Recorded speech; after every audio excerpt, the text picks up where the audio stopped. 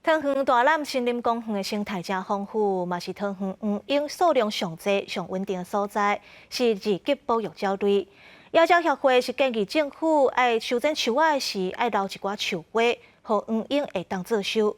另外，市府嘛伫公园的水池起一寡人工的报花，会当协助钓鱼翁来做收。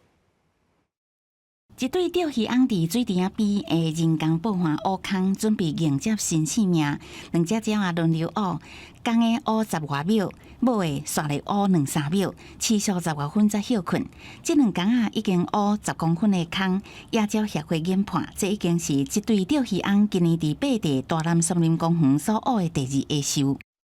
做了这个人工土地，还有成功。现在目前就是一对翠鸟的2只夫妻都共同在筑巢挖洞。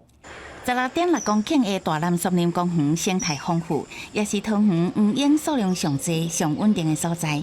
捌有一届出现7只记录。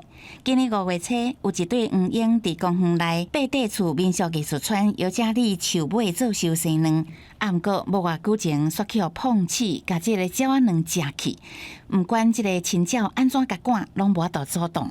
在都会区的公园，常有民众会喂食，那也会造成松鼠的繁殖，大量繁殖。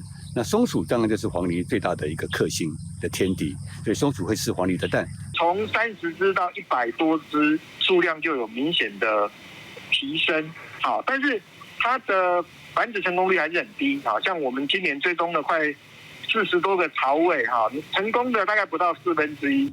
规身躯金黄色的黄莺真显目，全台湾敢剩500只左右，列入珍贵稀有二级保育鸟仔，是都会区的鸟仔种，该伫较大的树围顶做收。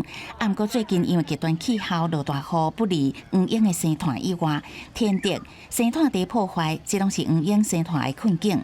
鸟会建议政府伫安全的考虑下修剪树花，尽量会当保留分花，互黄莺会当做收。